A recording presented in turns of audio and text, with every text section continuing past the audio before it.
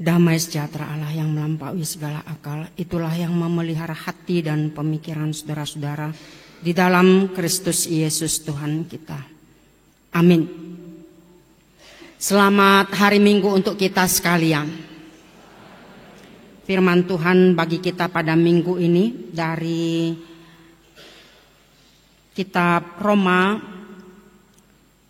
pasal 7 ayat 15 sampai dengan 25. Saya membacakan untuk kita demikian firman Tuhan. Sebab apa yang aku perbuat aku tidak tahu, karena bukan apa yang aku kehendaki yang aku perbuat, tetapi apa yang aku benci itulah yang aku perbuat. Jadi jika aku perbuat apa yang tidak aku kehendaki, aku menyetujui bahwa hukum Taurat itu baik. Kalau demikian bukan aku lagi yang memperbuatnya, tetapi dosa yang ada di dalam aku.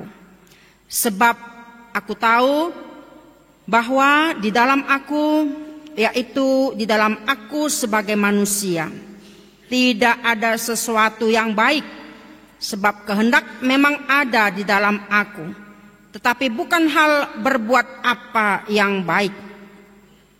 Sebab bukan apa yang aku kehendaki, yaitu yang baik, yang aku perbuat, melainkan apa yang tidak aku kehendaki, yaitu yang jahat yang aku perbuat. Jadi aku berbuat apa yang tidak aku kehendaki, maka bukan lagi aku yang memperbuatnya, tetapi dosa yang diam di dalam aku.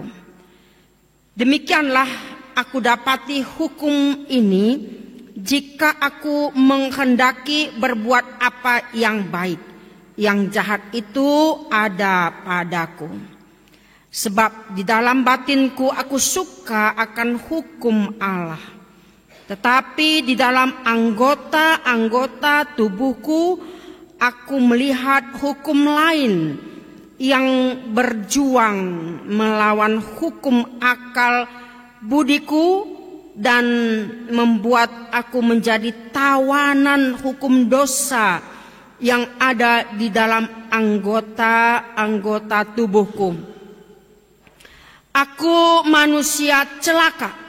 Siapakah yang akan melepaskan aku dari tubuh maut ini?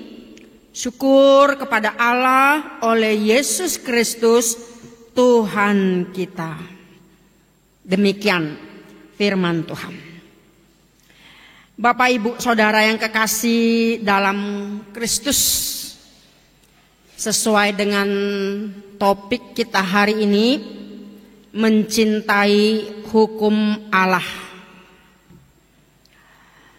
Di dalam kehidupan kita, dan bahkan Paulus menggambarkan, menyatakan, menjelaskan, mengalami konflik batin. Satu pihak berkeinginan berusaha hidup melakukan hukum Allah. Bahkan hukum Allah itu telah dicintai. Namun di pihak lain justru semakin jatuh ke dalam dosa dan berulang-ulang melakukannya.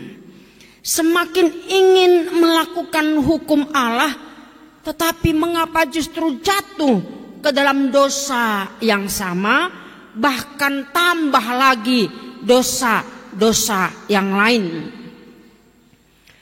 Mengapa begitu beratnya dosa-dosa lama kita yang ingin kita tinggalkan, yang ingin kita buang jauh, tapi justru seolah-olah dia mengikat, mencengkeram, menguasai pikiran kita, hati kita, sehingga membuahkan dosa-dosa yang baru.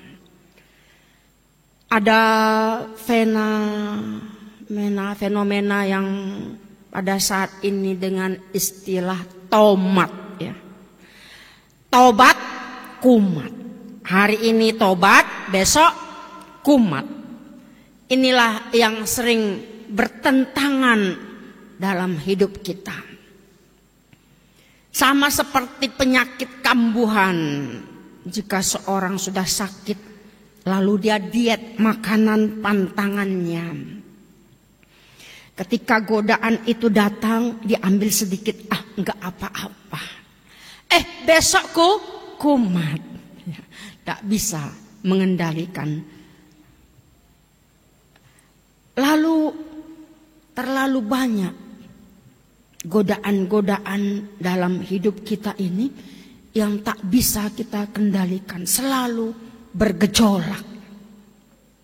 Kalau kata Yesus kepada murid-murid dalam Injil Matius pasal 26, memang roh penurut, tetapi daging lemah. Ingin berbuat yang baik, tetapi justru kebalikannya yang dilakukan.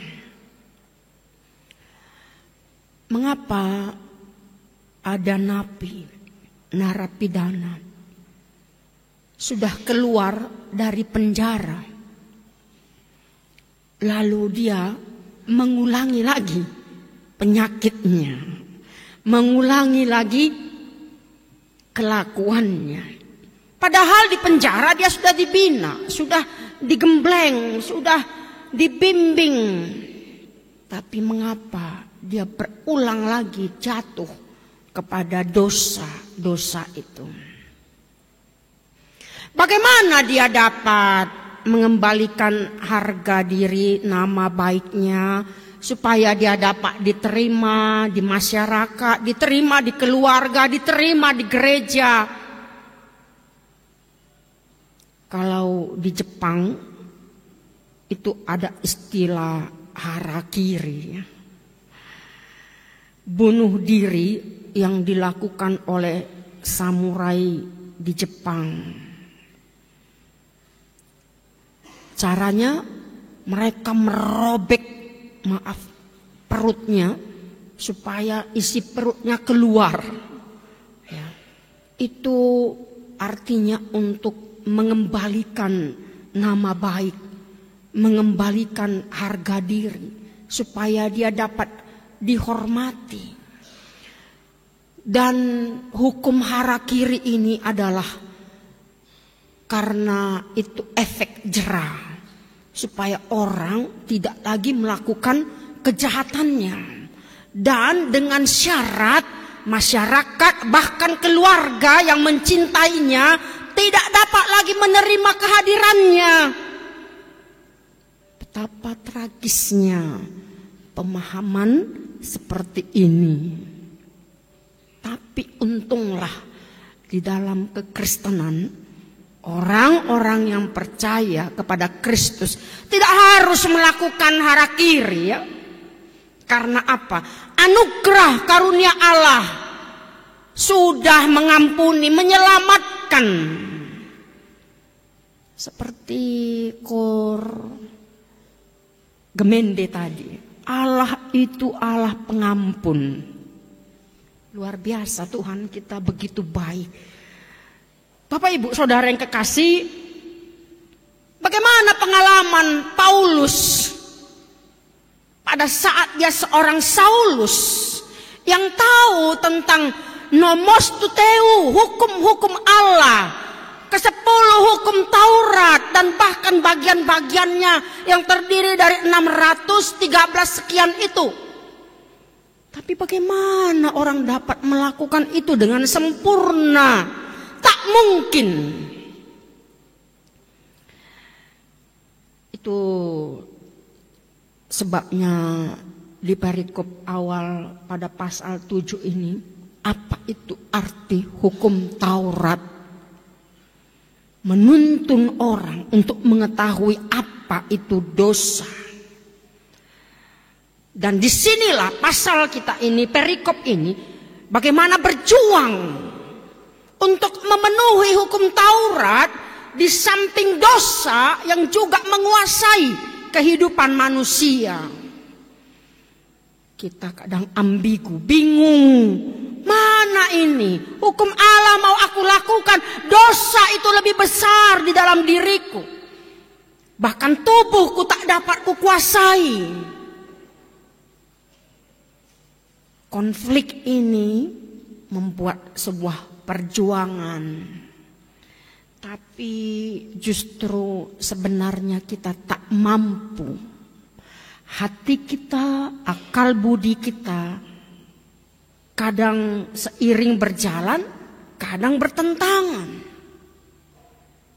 Lalu bagaimana kita mau menyikapi hal ini? Bagaimana kita mau menghindari celah dosa yang kecil? Kita tahu hukum Taurat itu. Kita tahu aturan-aturan di gereja kita seperti RPP, siasat hukum gereja. Untuk apa itu diperlakukan? Menertibkan kehidupan kita, mendisiplinkan kita. Jika ada jemaat yang menyimpang dari koridor yang sudah ditentukan, maka dia akan dikenakan sanksi. Siasat hukum gereja. Benar, gereja bukanlah lembaga hukum, tetapi hukum Allah dihadirkan supaya kita tahu norma-norma, azas-azas yang harus kita lakukan. Seperti khotbah minggu lalu, ketika kita bicarakan keadilan, itu bicara hukum Allah mulai dari Sinai. Umat itu menerima hukum Tuhan melalui Musa di Gunung Sinai. Bukan hanya hukum perdata, hukum pidana juga diberlakukan di sana. Maka hukum Tuhan, 10 hukum Tuhan ini sudah mewakili seluruh hukum apapun yang ada di dunia ini.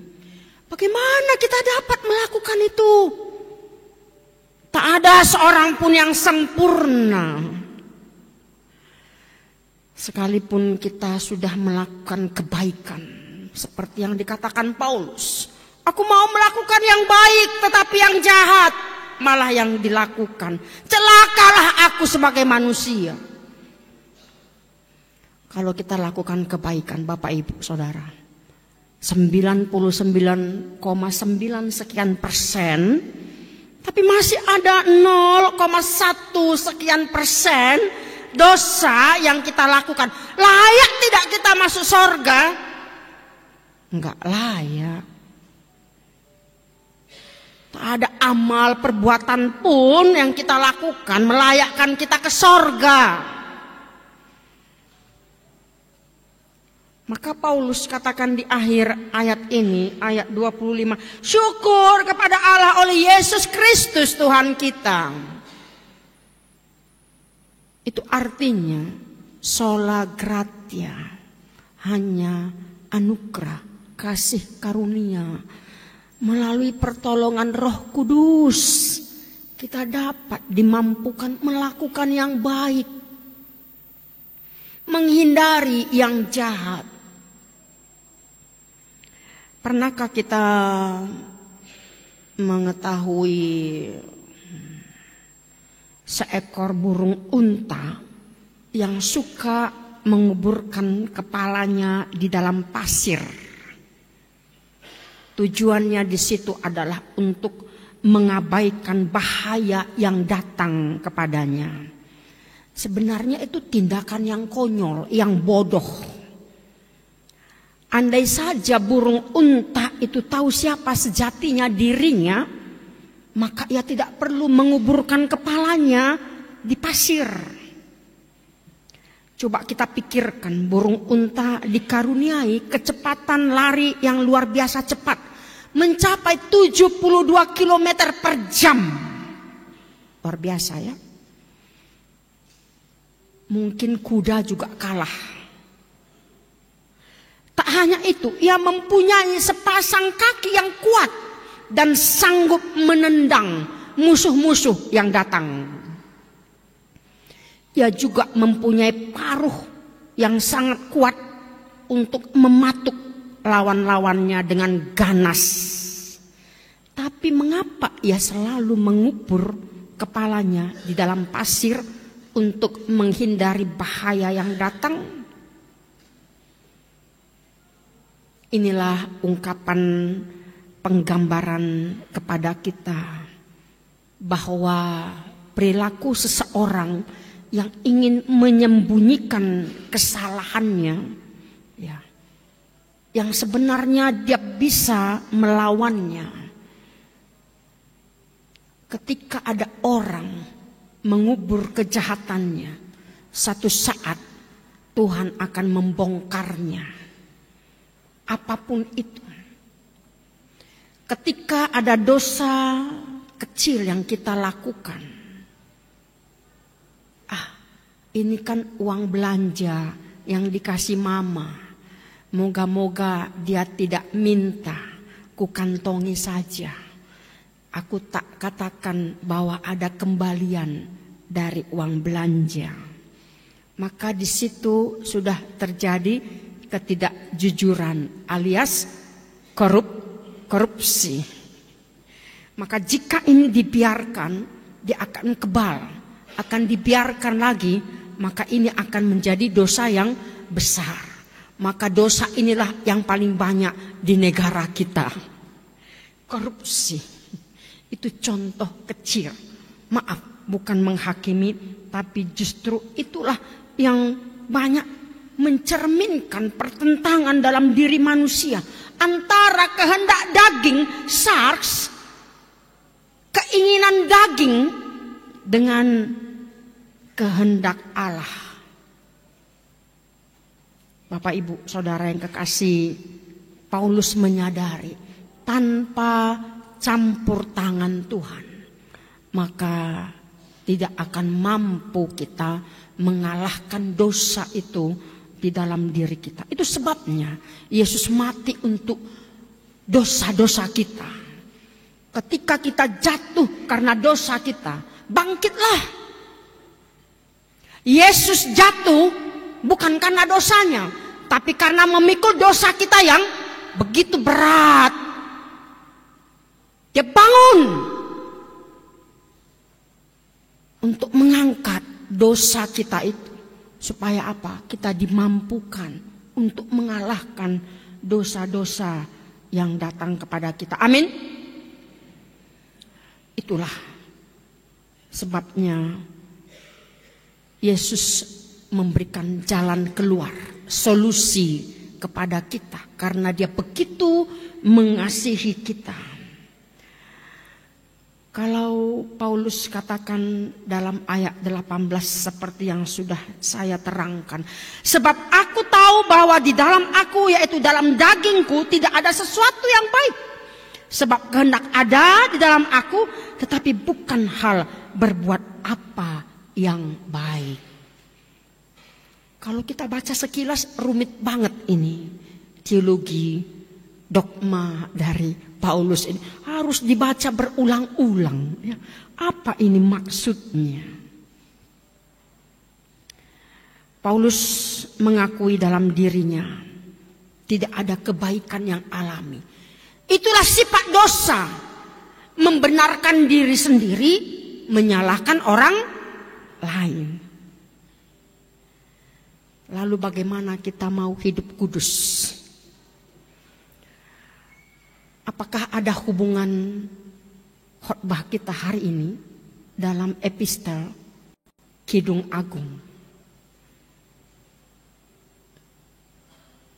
Raja Salomo mengungkapkan bagaimana hubungan Allah dengan manusia sama seperti hubungan antara suami dengan istri. Harus setia, harus kudus, harus dijaga kehormatan.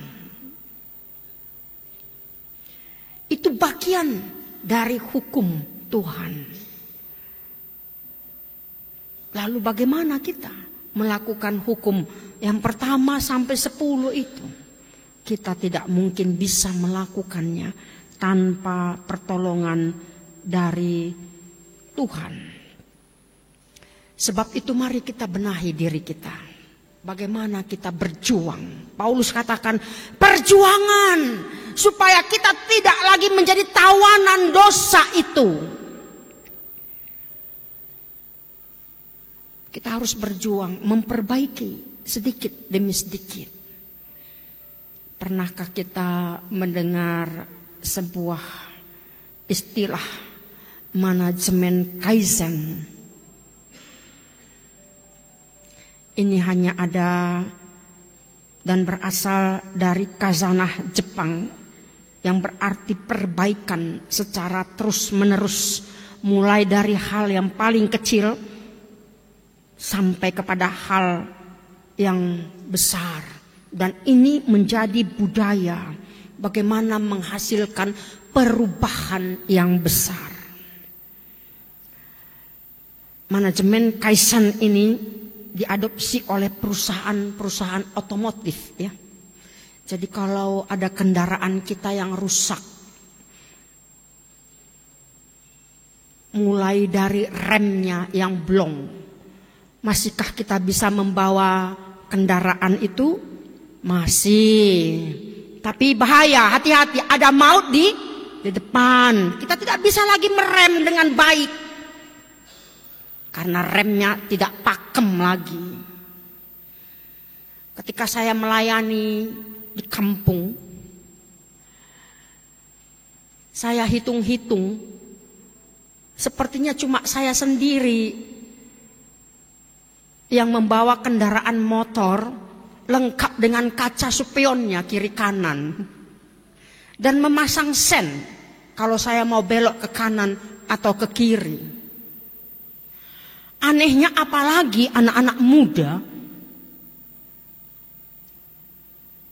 kalau ada jalan lurus langsung trek-trekan, lomba-lombaan. Mereka tidak pakai kaca spion kiri kanan. Kalau di jalan raya mau ke kanan, masa harus pakai tangan kanan begini sambil melihat ke belakang, atau mau belok ke kiri sambil menengok ke belakang? Aneh. Ketika sudah mau sampai di kota, di sana ada razia, baru semua pasang kaca spionnya. Sebenarnya bisa membawa kendaraan tanpa kaca spion, tapi juga apa? Ada bahaya. Pasti ada bahaya. Maka perlu kita memperbaiki itu. Jangan ketika motor tanjak-tanjakan kita harus turunkan kaki, sudah gigi satu pun nggak bisa naik, ikut mendorong kaki kita, ya kan? Karena apa? Pembiaran. Maka sering sekali kita ada dosa, kita peti eskan, kita biarkan.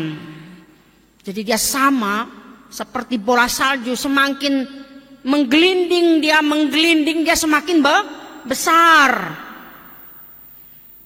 Atau ketika dia sudah menjadi frozen, dia di kulkas kita sudah banyak salju, es, itu bisa menjadi alat senjata ya. Membunuh orang pun bisa, es yang tajam. Itu pernah ada film ya, dengan batu es yang tajam yang runcing bisa membunuh orang. Maka bagaimana kita mau mencairkan? Bagaimana kita mau memperbaiki yang kecil itu supaya jangan membesar. Ketika ada kesalahan suami, jangan simpan inang dalam hatimu. Nanti ujung tahun jam 00 baru kita keluarkan dengan isak tangis. Udahlah kita cerai saja. Ya, banyak begitu ya. Tidak mau mengalah, tidak mau mengampuni, tidak mau memaafkan. Kumpul-kumpulkan dosa kesalahan hingga menjadi besar. Saudara yang kekasih dalam Kristus, memang sangat susah kita untuk meninggalkan dosa-dosa kita. maka kita memerlukan power, ya, kuasa, kekuatan yang sebenarnya bukan dari dalam diri kita. Sama seperti pesawat terbang membutuhkan power hingga 2 kali lipat pada saat lepas landas, ya. Seorang ahli penerbangan menerangkan bahwa pengaruh gaya tarik bumi membuat pesawat yang hendak lepas landas mengeluarkan tenaga ekstra dibanding jika pesawat tersebut sudah terbang di udara. Jadi sepertinya bumi tidak rela membiarkan pesawat itu terbang. Jadi harus ada power 2 kali lipat lebih untuk mengeluarkan tenaga supaya dia bisa terbang. Apa artinya? Artinya adalah dalam kehidupan kita juga banyak orang yang berat meninggalkan dosa-dosa itu. Dia harus mengeluarkan tenaga ekstra. Ya, terimalah tenaga ekstra itu, power itu dari mana? Dari anugerah Tuhan. Sehingga kita bisa membuang kebiasaan-kebiasaan buruk. Dan itulah awal kita memasuki perubahan, pertobatan. Pakailah manajemen Kaizen itu. Mari. Ini kita belajar. Bagaimana kita beretika, bagaimana kita bersopan santun. Bagaimana kita mengucapkan kata-kata kepada anak-anak kita, mengedukasi mereka. Bagaimana kita mengungkapkan kata sayang kita kepada istri kita, kepada suami kita, jangan kepada orang lain. Kan itu. Maka ada banyak yang bisa memonitoring kita, ya. Jadi hukum Allah itu, nomos tuteu itu, orang lain juga bisa mengendalikan kita. Benar atau tidak, Bapak Ibu? Bisa. Ada orang yang mengendalikan kita. Seadong dohala nama mata-matai kita, kan? Itu. Jadi molo sitong do nata ulahon tak pula komabiar kita. Alimul adong do aka ulahon hajahaton, niat-niat jahat yang akan kita lakukan, maka orang itu akan bersembunyi. Siapa yang dapat melihat itu? Cukupkah CCTV? Gak cukup. Hanya berapa radius meter yang bisa memantau itu. Tetapi Tuhan, Dia Maha Tahu. Itu sebabnya bagaimana kita untuk mengubah kehidupan kita. Dan jangan kita pernah bertahan dalam karakter kita, sifat-sifat yang buruk. Sering sekali orang Batak mengatakan, apalagi suami-suami, ya. Maaf juga bapak-bapak yang lain. Bah, gak tahu dia aku siapa, katanya. Tangi botoi mana isyau. Artinya, kalau sudah keluar dia yang sebenarnya, itulah yang sebenarnya. Maka ternyata dia itu orang yang lebih buruk dari apa yang kita pikirkan. Eka Dharma Putra menambahkan soal ini. Kabar baik untuk kita. Bila ada kemauan yang cukup kuat, percayalah. Pada hari yang pertama memang cukup berat. Seperti pesawat itu yang lepas landas mengeluarkan power. Maka cukup berat bagi kita. Tetapi pada hari yang kedua, maka kita akan sedikit lebih ringan ketimbang hari pertama untuk meninggalkan dosa kita. Amin. Untuk minggu pertama begitu berat, minggu kedua kita sudah lebih ringan. Maka akan ada sukacita kita di dalam hidup ini ketika kita dapat melakukan apa yang Tuhan kehendaki. Dan sebagai penutup kita mencermati ibu tadi, Ina tadi. Nasonang au dung mar Tuhan. itulah dia. Senang ketika Tuhan sudah melingkupi kita, maka kita hidup di dalamnya, mencintai, melakukan apa yang Tuhan kehendaki di dalam kehidupan kita. Kiranya Tuhan memberikan kekuatan kepada kita melalui Roh-Nya yang kudus, memampukan kita melakukan dan menjadi berkat bagi banyak orang. Amin. Kita berdoa.